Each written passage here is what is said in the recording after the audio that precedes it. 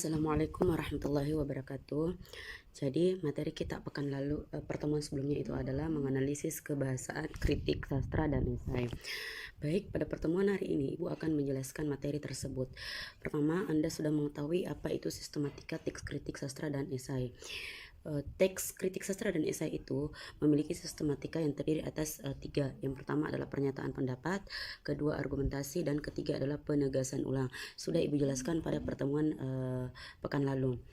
Nah, pada pertemuan kali ini analisis kebahasan teks kritik sastra dan esai tentu saja kita butuhkan agar bisa menganalisis kaidah kebahasaan yang terdapat di dalam kritik sastra dan esai.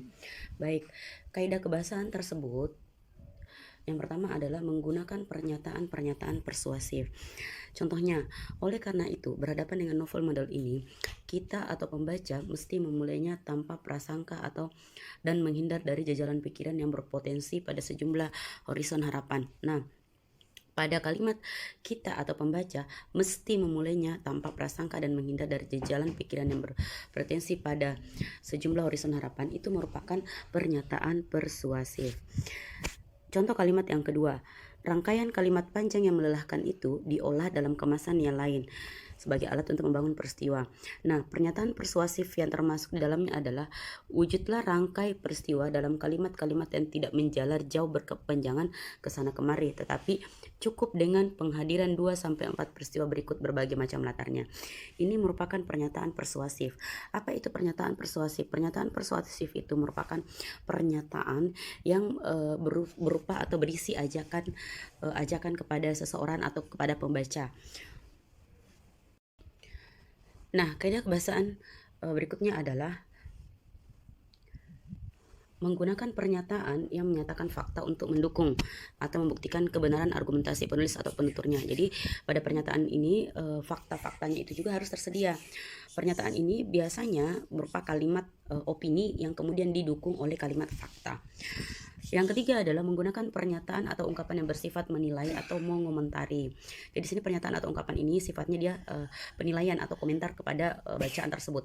Contohnya, pemanfaatan atau lebih tepat eksplorasi setiap kata dan kalimat tampak begitu cermat. Jadi ini tampak begitu cermat dalam usahanya merangkai setiap peristiwa.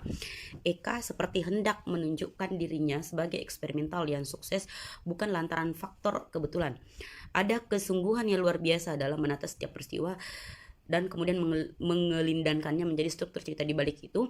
Tampak pula adanya semacam kekhawatiran untuk tidak melakukan kelalaian yang tidak perlu. Nah, pada bagian kalimat ini merupakan penilaian dari penulis terhadap bacaan yang dikritik tersebut.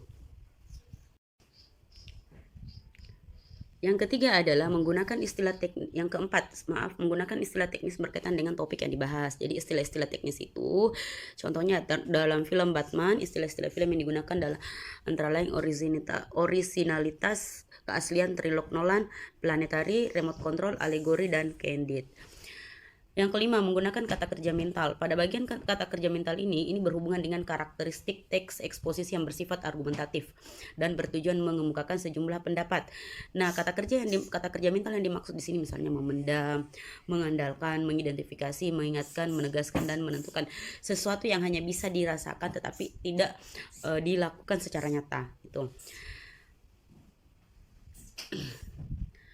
Jadi pada bahagian ini tentu saja Anda harus memahami bahwa kaidah kebahasaan yang terdapat dalam teks kritik sastra dan esai itu terdiri atas 5. Semoga Anda bisa memahami kaidah kebahasaan yang terdapat dalam kritik dan esai. Jadi ini bisa digunakan dalam esai atau kritik yang sifatnya sastra, seni, budaya, dan lain-lainnya.